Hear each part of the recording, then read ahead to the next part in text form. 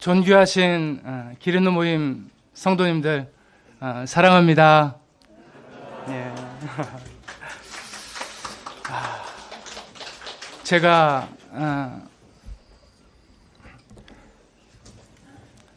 기린노 모임 떠난 지 그때는 동전주였죠. 동전주 모임을 떠난 지 벌써 17년이 지났더라고요. 10년이면 강산도 바뀌는데 거의 2번 바뀌는 시간이에요. 예. 주님께서 지극히 작은 저를 여기까지 도우시고 또 여기까지 함께 하시고 또 여기까지 이끄셔서 약 17년 만에 제 믿음의 출발지였던 기린노 모임에서 간증과 또 말씀 교제까지 할 수 있게 이렇게 해주셨어요. 참 그 한량없는 주님의 은혜와 사랑이 얼마나 큰가. 한순간도 저를 놓지 않으시고요.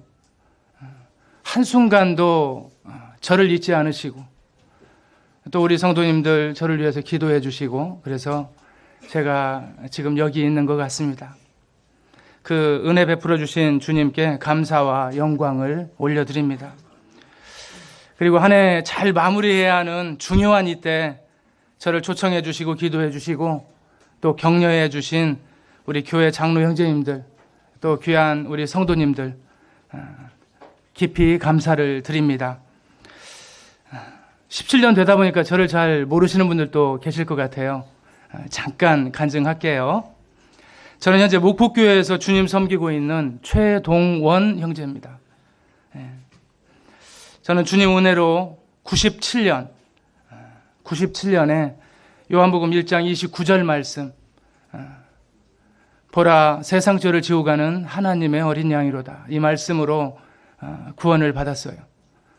참 그 한 말씀이 얼마나 큰 기쁨을 제게 주었는지 율법에 잡혀있고 선행에 잡혀있고 어떤 행함에 잡혀있던 그래서 착한 일을 하면 구원받은 것 같고 그렇지 못할 때는 내가 하나님의 택함을 받은 자가 아닌가 제외된 자인가 이런 낙심 가운데 빠져서 힘들게 있었는데 우리 허윤 위원장님 테이프로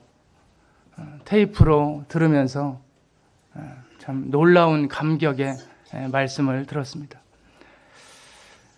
그리고 98년 4월 12일에 군산 모임에서 저희 자매와 같이 침례했어요. 춘장대에서.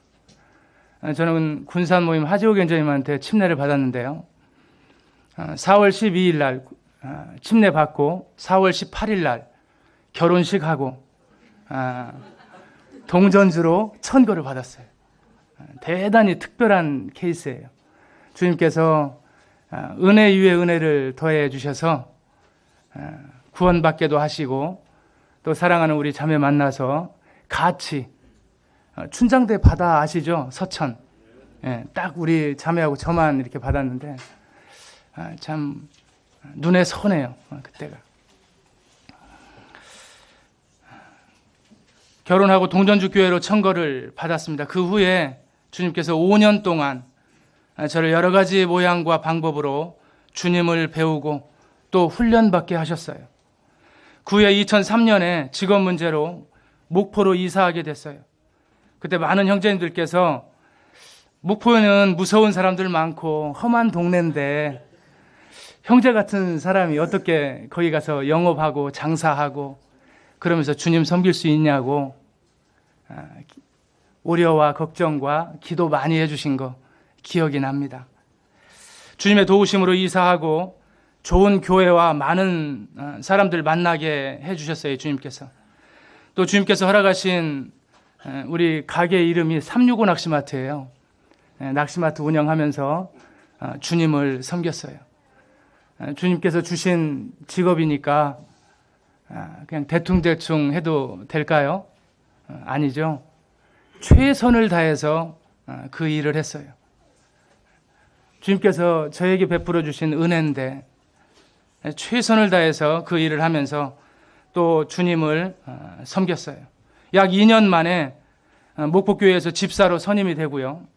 집사 일 배우면서 수년을 또 섬겼어요. 주님의 더 큰 은혜로 다시 장로로 부름을 받게 됐어요. 그리고 지금까지 약 12년간 교회를 섬기고 성도를 섬기고 또 주님을 섬기고 가게에서 세상 사람들 섬기는 놀라운 복을 받았습니다. 주님 섬기면서 가게 운영까지 해야 하니까 매우 힘들었겠죠. 다른 가게들은 이 가게가 좀 특수성이 있어요. 레저 쪽이에요. 주말이면 바쁘고 24시간 문 여는 데도 있어요. 근데 저는 출조도 안 하고요. 또 생물 미끼도 안 팔아요. 그러니까 가게 문을 늦게 열어야 되겠죠. 최대한 늦게 열어야 돼요. 그게 손님에 대한 에티켓이에요. 출조는 새벽에 가죠. 물때를 맞춰서 가야 되니까. 근데 와서 지렁이 달라고 하면 없는데요. 그러면 무슨 낚시가게가 지렁이가 없냐. 이런 그런 말을 듣기 싫어서 좀 늦게 열었어요. 또 교회에 가야 되기 때문에 저녁에는 8시면 문을 닫아야 돼요. 그럼에도 불구하고 주님께서 은혜 베푸셔서 영업은 그런 대로 잘 됐어요. 특별히 목사님들이 이 낚시 좋아하시는 분들이 참 많더라고요. 목회 스트레스가 있는데 사람 이렇게 대하는 게 많이 스트레스가 있나 봐요. 그걸 해소하는데 낚시로 푸는 거예요. 바닷가에 가서 주님과 묵상도 하고 또 베드로도 묵상했겠죠. 내가 무리를 걸을 수 있나 실험도 해봤겠죠. 교파 목사님들이 이렇게 낚시를 통해서 힐링을 하고 또 여러 가지 목회 스트레스를 푸는 그런 이야기를 들었어요. 처음에는 제 얼굴 보러 왔다고 하시더라고요. 무슨 말인가 했거든요. 낚시 가게인데 주일날 하루도 빠지지 않고 문을 닫는 거예요. 하루도 한 주도 빠지지 않고 문을 닫으니까 목사님들이 제 얼굴 보러 온 거예요. 얼굴 궁금해서 왔다고. 와, 목사님들 오시고요. 또 집사님들도 오시고 또 성도님들도 오시고 교회 많잖아요. 한 가지 느낀 것은 사람들이 다 보고 있구나. 내가 주님의 은혜 안에서 살지만 내가 내 인생을 내 계획대로 사는 것 같지만 사람들이 다 보고 있구나. 또 손님들도 다 보고 있구나. 그거를 느꼈어요. 왜 성도의 간증이 중요한가를 절실히 깨달았어요. 절실히. 목포는 인구가 한 25만 정도 되는 중소도시예요. 어떤 손님들 처음에는 저를 회유해요. 주일날 오후에라도 문을 여는 것이 고객을 향한 서비스 아니겠냐고. 그렇게 해서 다른 가게와 어떻게 경쟁하겠냐 이렇게 겁을 줘요. 굽히지 않으니까요. 나중에 사람들이 바뀌더라고요. 그러면서 뭐라고 하는 거니? 월요일날 문을 열면요. 아버지 잘 뵙고 왔냐고. 하나님 아버지 잘 뵙고 왔냐고. 낚시 가는데 항상 위험하거든요. 갯바위가 미끌리면 참 중상인데 낚시의 안전을 위해서도 기도해달라고 그런 부탁을 합니다. 저는 가게 운영하면서 오히려 주님의 은혜와 사랑과 함께하심과 공급하심을 이렇게 경험하는 놀라운 시간이었음을 이 시간 성도님들께 간증드릴 수 있습니다. 이 모든 것들이 우리 성도님들 기도해 주시고 또 기억해 주시고 그래서 이루어진 것들인 것을 보게 돼요. 가게 인수하는 데도 참 은혜가 있었어요. 가게 인수 받을 것을 제안받고요. 3년 동안이나 인수할 수 없는 그런 상황 가운데 있었어요. 많은 사람들이 이 매장 인수하기 위해서 대시를 했겠죠. 그런데 이 가게가 다른 사람에게 매매가 안 되는 거예요. 몇 년간? 3년간. 저는 이거 매장 할 수 없어요. 내 나름대로 어떤 사정이 있어서 할 수 없는데 저는 하나님을 믿는 사람입니다. 주님이 은혜 베푸시면 내 이 매장을 인수하겠습니다. 그 사장님한테 이렇게 이야기를 했거든요. 근데 3년간이나 매장이 다른 사람에게 매장이 안 넘어가는 거예요. 시간이 흐른 후에 인수할 때 사장님 말씀이 이 가게 넘겨주는 거 내가 자네한테 넘겨주는 거 맞지만 아무리 생각을 해봐도 자네가 믿는 하나님이 이 가게를 자네한테 주는 것 같다고. 그렇게 알으라고. 그런 말씀을 하시는 거예요. 그래서 주님의 사랑과 은혜가 이렇게 믿지 않는 사람들의 마음까지도 붙드시고 또 기다리게 하시고 감동하게 하셔서 이 매장이 끝까지 저에게 넘겨오게 이렇게 해주시는 은혜를 받았습니다. 이 모든 것이 우리 성도님들의 간절한 기도 덕분이 아닌가 그런 생각을 한번 해보게 돼요. 뿐만 아니라 저 같은 소자를 기린노 모임에 와서 강단에 서는 게 하시고 또 말씀 부탁까지 이렇게 받았는데 이것은 참 주님의 놀라운 은혜고 사랑인 것을 또 고백을 드립니다. 이뿐만 아니라 우리 김선주 형제님 전화로 말씀 부탁하시면서 특별히 이런 말씀 하시더라고요. 아무 주제라도 관계없으니 부담 없이 하시라고. 참 위로가 되더라고요. 그도 그럴 것이 기린노 모임은 현직이 교사이거나 평생을 가르친 일을 하신 그런 교사 장로 형제님이시죠. 그뿐만 아니라 교사 은사를 가지신 체격만큼이나 그 은사를 받으신 그런 분들이 교회를 돌아보고 말씀으로 섬기고 있으니 제가 말씀 부탁 받았을 때 얼마나 떨림이 있겠어요. 제 마음 조금은 아시겠죠? 그래서 우리 청년회 또 아는 성도님들 기도 부탁을 계속했어요. 그리고 주님 앞에 간절히 기도했어요. 참 이런 계기가 되니까 더 간절해지는 것 같더라고요.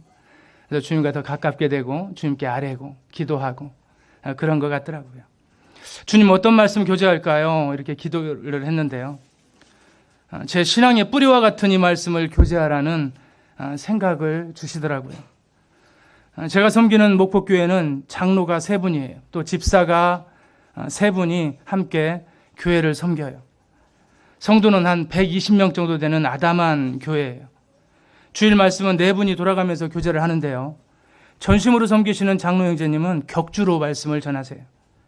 그래서 저는 한 달이나 한 달 반 이 정도에 한 번씩 말씀 교제를 하고 있는데요. 지금까지 약 10년째, 몇 년이요? 네, 한 10년째 요한복음을 교제하고 있어요.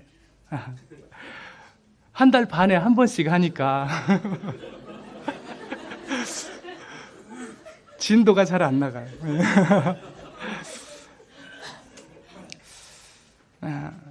제가 구원받은 말씀도 이 요한복음에 있고요. 요한복음 1장 29절.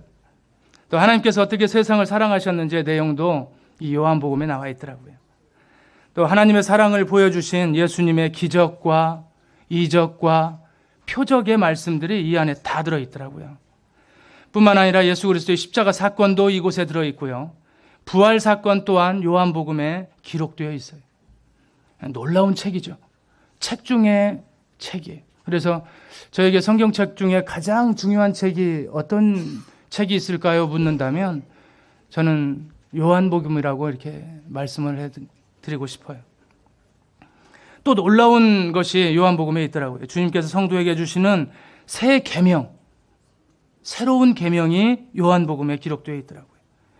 오늘 교제할 말씀인데요. 먼저 보겠습니다. 요한복음 13장 34절.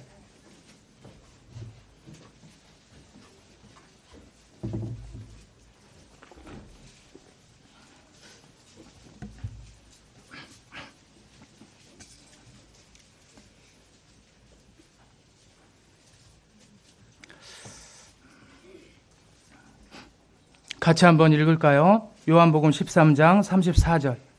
시작. 새 계명을 너희에게 주노니 서로 사랑하라. 내가 너희를 사랑한 것 같이 너희도 서로 사랑하라. 예. 오늘 말씀 주제가 서로 사랑하라입니다. 교회는 예수 그리스도의 신부죠. 그래서 예수님을 사랑하고 예수님을 순종해야 하는데요. 그 방법이 주님 주신 말씀을 사랑하고 그 말씀에 순종하는 것이 방법이에요. 그러죠? 네. 그 말씀에 순종하는 것이 방법이에요. 우리 사랑하는 기린노 성도님들은 교회 일원으로서 주님 명령하신 말씀을 순종해서 서로 사랑하고 또 서로 위로하고 또 서로 봉사하고 또 서로 짐을 지고 그러한 삶을 사는 것을 너무나 잘합니다.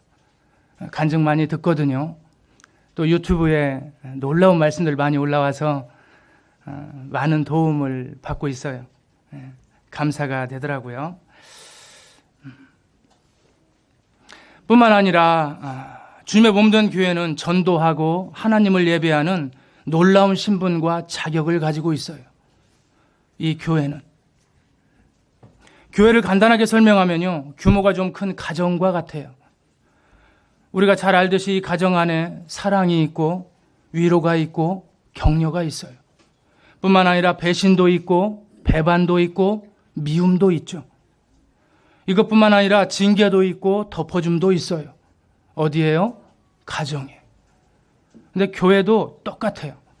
그래서 교회가 평안하고 행복하고 즐거움이 가득하려면 우리 성도님들 사이에 관계가 좋아야 돼요. 또 주님 말씀하신 서로 사랑에 순종이 있어야 돼요. 주님께서 제자들에게 새 계명을 주셨는데요. 저 옛날 이스라엘 백성들에게도 계명을 주셨죠. 시내산에서 두 돌판에 써주신 율법이 뭐죠? 10계명. 10개의 계명을 돌판에 써뒀어요. 근데 레위기나 구약 성경에 보면 많은 율법들이 나와요. 그 숫자를 다 합하면 몇 가지다? 613가지. 엄청난 숫자예요.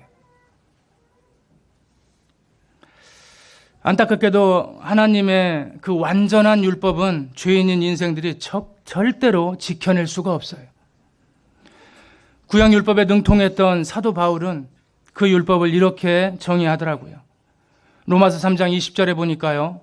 그러므로 율법의 행위로는 그 앞에 의롭다 하심을 얻을 육체가 없나니 율법으로는 죄를 깨달음이니라.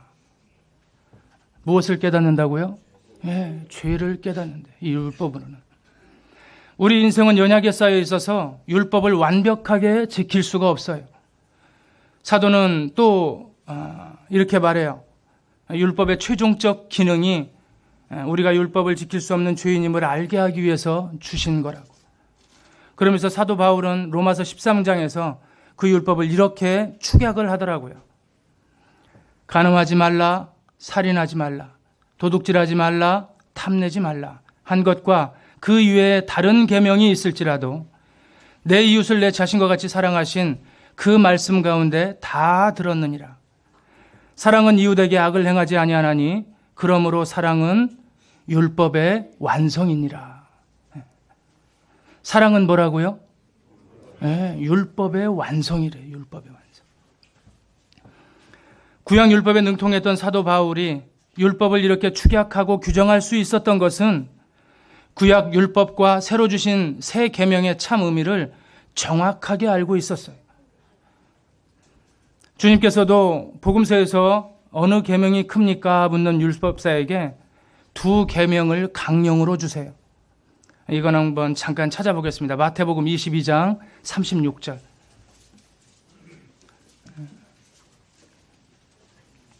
여기 책갈피 하시고요. 마태복음 22장 36절.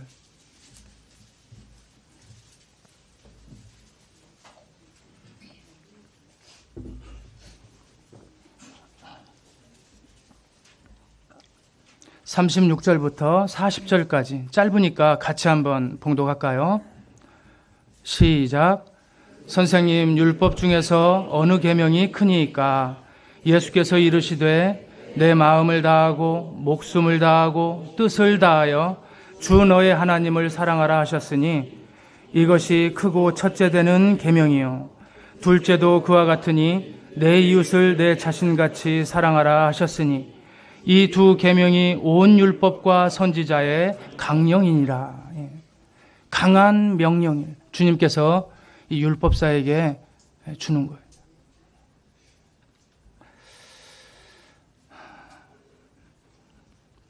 이렇게 신구약에 나오는 수많은 율법을 두 계명으로 정리해 주신 주님께서 제자들에게 다시 한번 축약해서 새 계명을 율법으로 주셔요.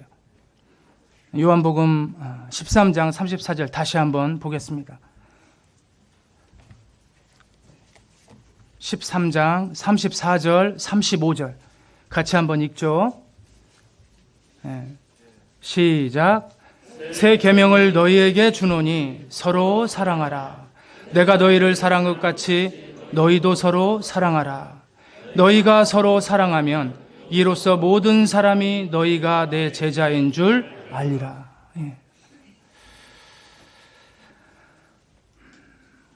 오늘 말씀은 서로 사랑에 관한 교제이기도 하지만요, 동시에 성도가 말씀에 순종해서 제자로서 삶을 살 수 있는 방법을 주님께서 말씀해 주고 계셔요.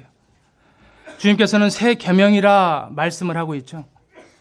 이렇게 말씀하신 것은 이 계명보다 더 새로운 계명이 있다 없다? 없다. 이거보다 더 새로운 계명은 없다. 이게 새 계명이에요. 고린도후서 5장 17절에도 이런 말씀이 나오죠. 그런즉 누구든지 그리스도 안에 있으면 새로운 피조물이라. 이전 것은 지나갔으니 보라 새 것이 되었도다. 라고 구원받은 성도를 규정을 해요. 그러니까 우리보다 더 새로운 피조물이 있다 없다? 없다. 주님 주신 새 계명도 마찬가지예요. 서로 사랑하라는 계명은 주님께서 주신 새로운 명령이며 최고의 율법이에요. 놀라운 것은, 그러면서도 중요한 것은 서로라는 거예요. 서로. 우리가 사는 세상도 사랑을 합니다. 서로 배려해서 에티켓을 지키고 허물을 덮어주기도 하죠. 그들도 이해하고 국률이 여기기도 하고, 그러나 모든 사람에게 그렇게 하지 않더라고요. 자기가 좋아하고 사랑하고 관계가 좋은 사람들에게만 그렇게 해요. 많이 미워하는 사람들에게는 그렇게 하지 않죠. 우리 정치권을 보면 바로 알 수 있어요. 이 세상은 이 정치권을 보면 바로 알 수 있어요.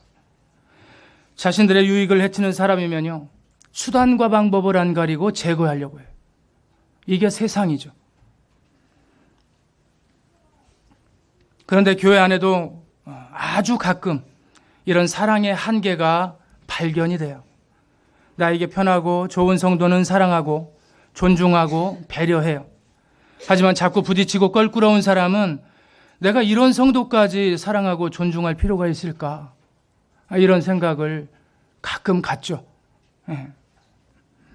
하지만 주님께서 제자들에게 명령하신 서로 사랑은요, 세상과도 많이 다르고 우리가 생각하는 사랑과도 많이 다르더라고요. 오늘 주님께서 본으로 행하신 그 사랑을 한번 보면서 도전도 받고 교훈도 받고 또 주님의 은혜의 깊이가 얼마나 큰가를 이 시간 함께 나눴으면 좋겠습니다. 주님께서 우리가 서로 나누어야 할 사랑의 특징을 이렇게 말을 해요. 내가 너희를 사랑한 것 같이 너희도 서로 사랑하라. 이렇게 조건을 붙여요. 그렇다면 주님께서 제자들을 어떻게 사랑하셨는지 알아야 되겠죠. 그죠?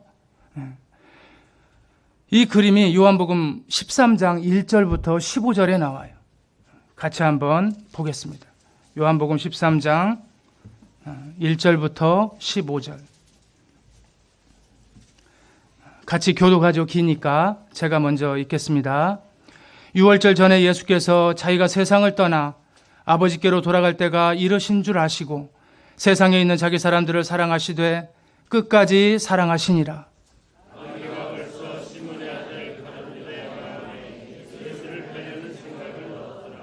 저녁 먹는 중에 예수는 아버지께서 모든 것을 자기 손에 맡기신 것과 또 자기가 하나님께로부터 오셨다가 하나님께로 돌아가실 것을 아시고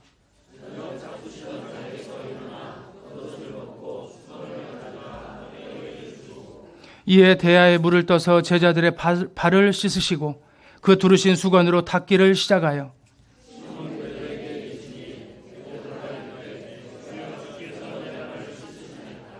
예수께서 대답하여 이르시되 내가 하는 것을 내가 지금은 알지 못하나 이후에는 알리라.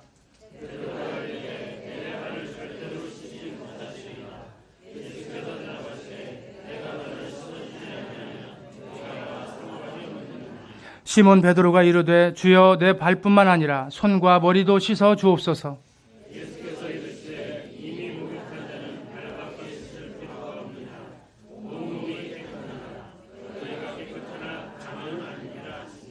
이는 자기를 팔자가 누구인지 아심이라. 그러므로 다시 다는 깨끗하지 아니하다 하시니라.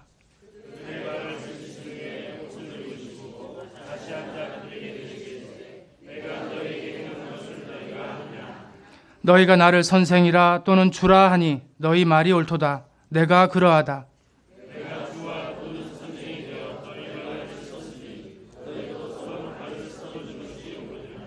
내가 너희에게 행한 것 같이 너희도 행하게 하려 하여 본을 보였노라. 예, 아멘. 이렇게 주님께서는 세상에 있는 자기 사람들을 사랑하시되 끝까지 사랑했다고 해요. 반면에 제자들은 항상 누가 크냐로 싸우며 항상 주님께 받을 포상만을 생각하고 있었어요. 요한과 야고보는 어머니를 시켜서 청탁까지 하죠. 주님 나라가 임할 때 하나는 우의정, 하나는 좌의정 시켜달라고 어머니를 통해서 청탁을 넣어요.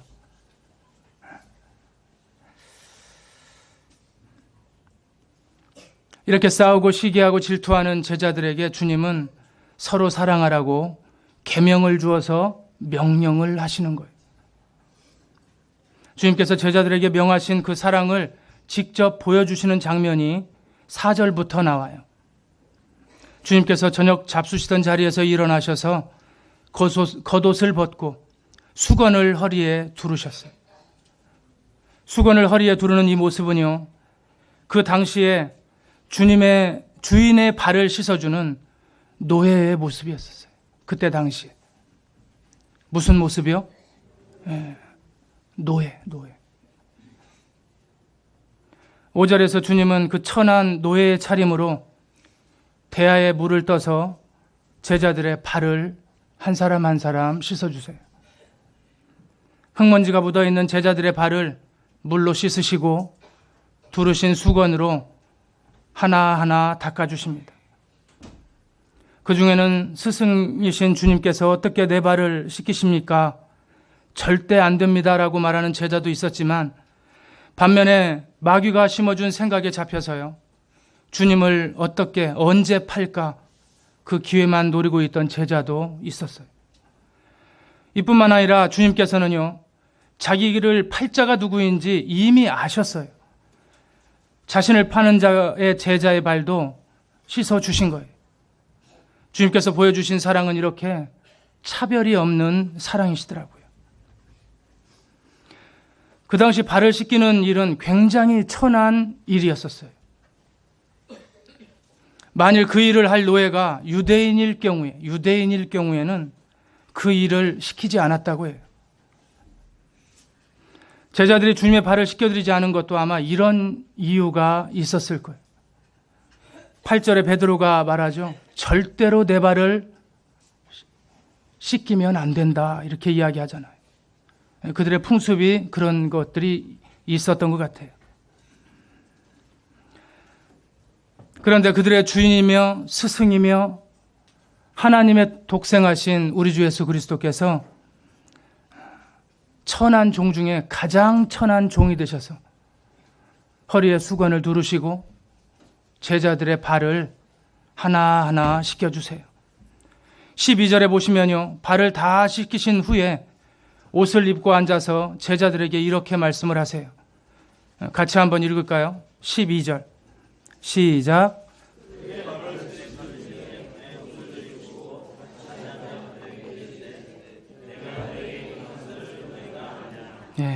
내가 너희에게 행한 것을 너희가 아느냐.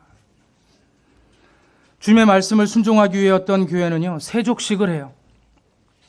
그러나 이 말씀을 이렇게 표피적으로 받아서 세족식이나 하는 그런 행함은 주님께서 보여주신 이 놀라운 본과 놀라운 뜻을 아주 빈약하고 아주 가난하게 해석하는 거예요. 주님께서 가르쳐주고 싶은 진짜 본의 의미는 이런 거예요. 나는 지금 종 중에 가장 천한 종이 되어서 차별 없이 사랑의 섬김으로 너희들을 섬겼다. 그러니 너희들도 서로 싸우고 시기하고 누가 크냐로 다투지 말고 내가 보인 그 사랑으로 서로 사랑하라고 명령을 하시는 거예요. 주님께서 보여주신 섬김의 본을 이제 우리는 듣고 알았죠.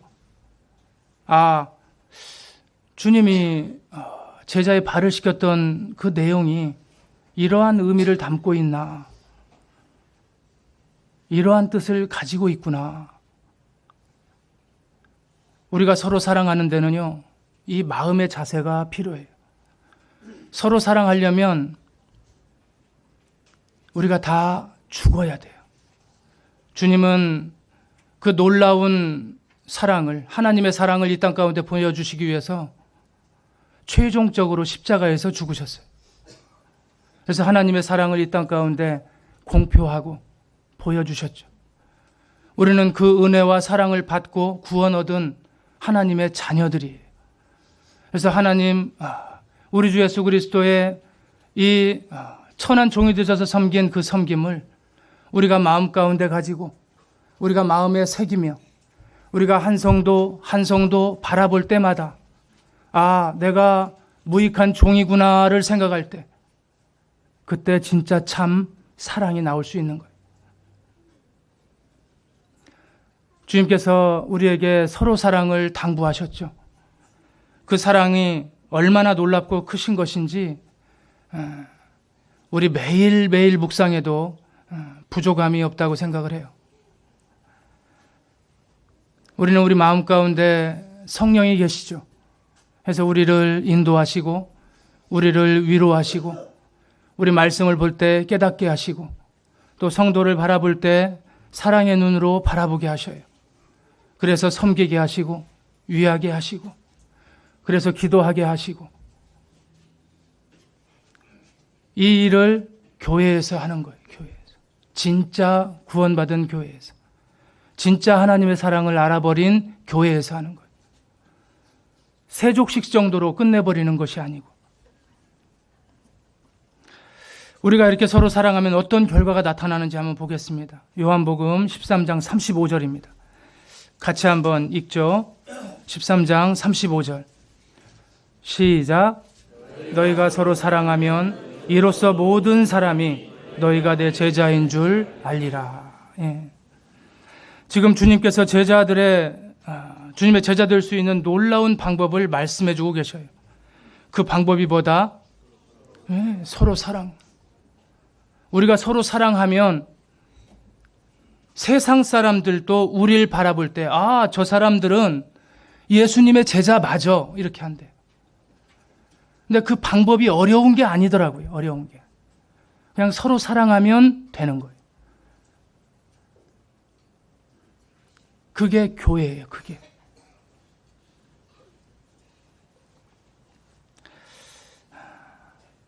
성도의 서로 사랑이 얼마나 중요한지 아시겠죠? 주님께서는 주님의 몸된 교회가 사랑의 공동체가 되기를 원하시고 또 원하세요. 주님께서 바울을 통해서 기록한 신약성경에서 그 사랑을 아주 강조를 하세요. 얼마큼 강조하는지 한번 보고 오늘 말씀을 마치겠습니다. 고린도전서 13장 1절입니다. 고린도전서 13장 1절.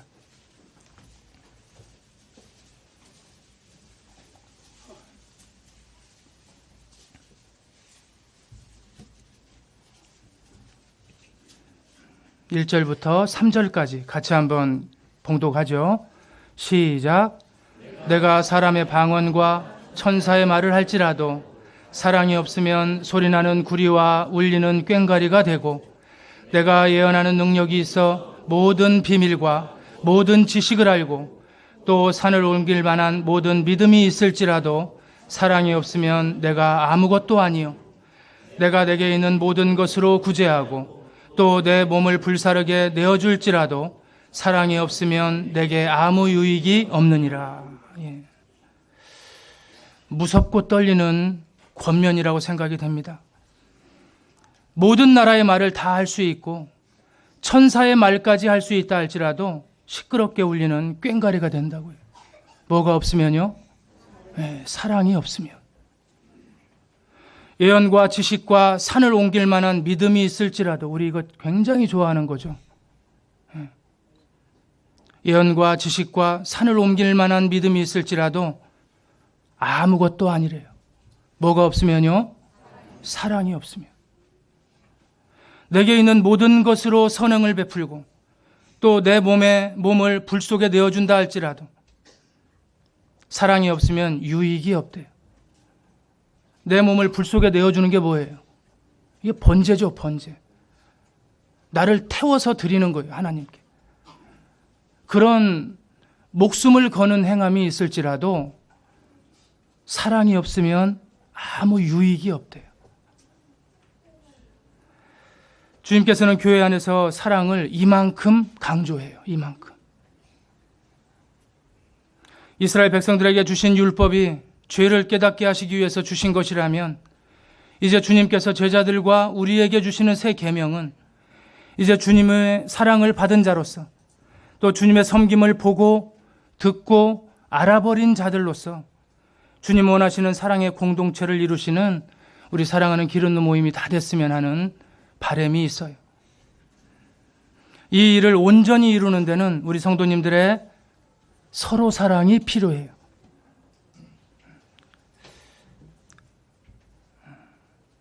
함께 읽고 마치죠.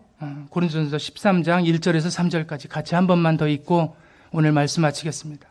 같이 읽죠. 시작. 내가 사람의 방언과 천사의 말을 할지라도 사랑이 없으면 소리나는 구리와 울리는 꽹과리가 되고 내가 예언하는 능력이 있어 모든 비밀과 모든 지식을 알고 또 산을 옮길 만한 모든 믿음이 있을지라도 사랑이 없으면 내가 아무것도 아니요 내가 내게 있는 모든 것으로 구제하고 또 내 몸을 불사르게 내어줄지라도 사랑이 없으면 내게 아무 유익이 없느니라.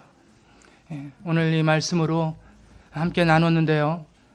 우리 사랑하는 성도님들, 주님 기뻐하시는 서로 사랑을 온전히 이루심으로 주님의 몸된 우리 기린노교회가 더 칭찬할 만한, 주님이 칭찬할 만한 그런 교회가 되었으면 하는 바람이 있습니다.